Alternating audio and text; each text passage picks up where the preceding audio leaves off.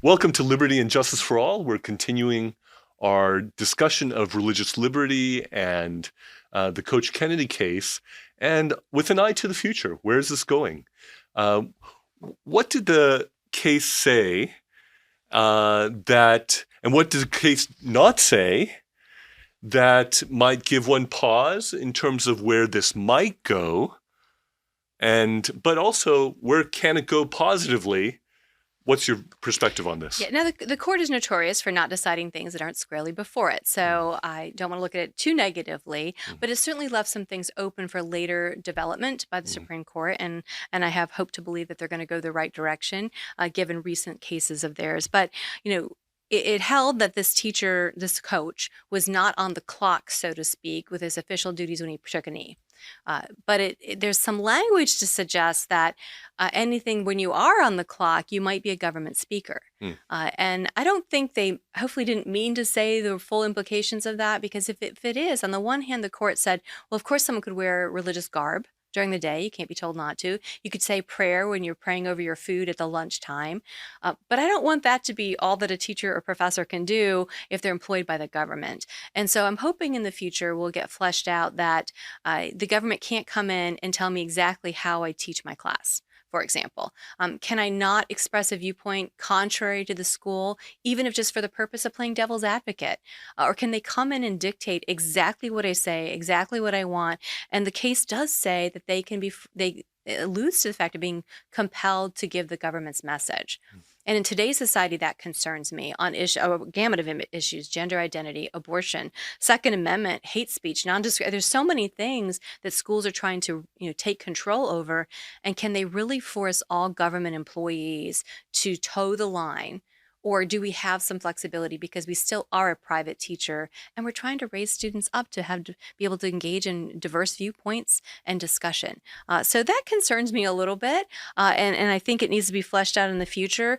And the other thing that along those lines that concerns me is they cited two Supreme Court cases, I think positively, that I would have hoped they hadn't.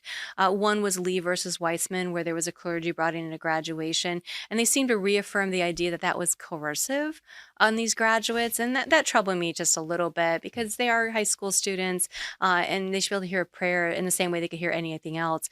And the other one was the Santa Fe case, where somebody came on over the PA system before a football game and prayed. And they seem to speak positively of that one too. I think both of those go just a little too far from my perspective, because we know that if they got up and said anything other than a prayer, they'd be allowed. And that seems to me to go back to the not neutral, not generally applicable. So a little cause for concern, but I have hope that this court, with the justices they've been deciding lately, are going to get this right and ferret that out. Of course, as a government employee, if I worked for government, I can be told certain things, but I should be able to express my views on these issues and teach the way I think is the best methodology to teach my students. Mm-hmm. So basically, you're saying you're concerned that religious speech and religious practice there seems to still be certain space to specially target and specifically exclude that in a public square where all sorts of other things are allowed. Yes. And again, this is specifically with government employees. So Yeah. K-12 teachers in public schools, professors at state institutions, it didn't flesh that out. And it did suggest that when they're doing their official duty, they're government speakers. And if you're a government speaker, you don't technically have First Amendment protections. And I don't think the court really meant that, I hope. And so that's where I think we have to flesh that out in the future. And I'm sure cases are going to work their way up pretty quickly after this, because school districts are going to come along and think they can dictate everything you say in the classroom. And I think we have to acknowledge there's academic freedom. And maybe that's what's going to get challenged. Some professor at the college level in particular might bring forward an academic freedom claim if he or she is fired. Academic freedom is sort of a popular idea amongst teachers and professors and people along these lines, and something that's disfavored, I think, in our American jurisprudence is forced speech too. On the flip side of that. Yeah, and that's where it didn't have it before it, so it didn't wrestle with it, and I think that's exactly it. So on the one hand, could they silence you? I think there has to be limits to that, but the other one is, can they force you to toe the line and deliver a message you disagree with?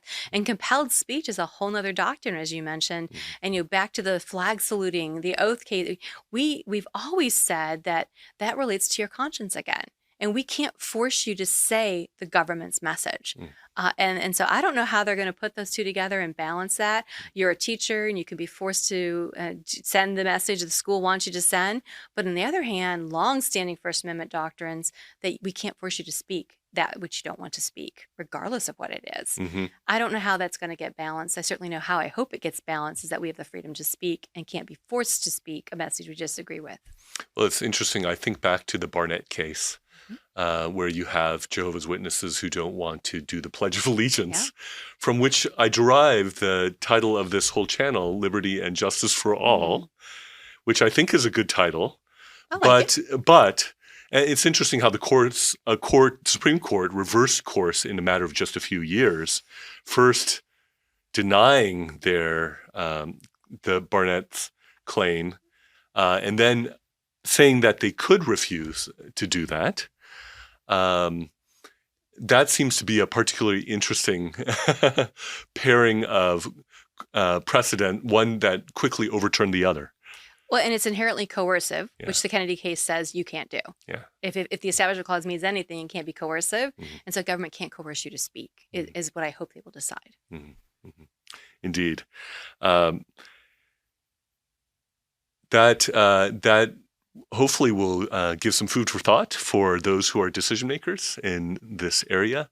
And we'll see how the case law plays out and unfolds. Thank you for joining us on this episode of Liberty and Justice for All. Nobody coerced me to name it that. And we're glad you could join us.